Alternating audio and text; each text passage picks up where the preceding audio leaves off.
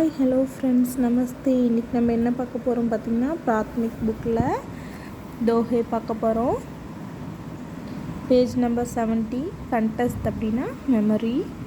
சாது ஐசா சாஹியே ஜைசா soup சுபாய் sir sir கோ கஹி ரஹை தோத்தா தேயி உடாய்.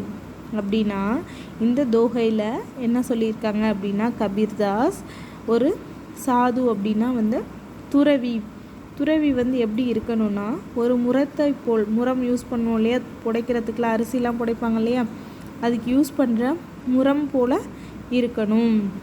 முரம் என்ன பண்ணும், நல்ல சத்தான பொருட்களை தண்ணியில் வச்சுக்கிட்டு ஸ்ட்ராங்காக இருக்கிறத, இந்த தூசியாக இருக்கிறது எல்லாத்தையும் வெளியில் பறந்து போயிடும் இல்லையா. அதே போல் ஒரு சாது என்ன பண்ணணும்னா, நல்ல விஷயங்களை ஏற்றுக்கொண்டு மற்ற எல்லாத்தையும் தள்ளி விட்டுருவாங்க. அப்படிங்கிறது தான் இதோட மீனிங்கு.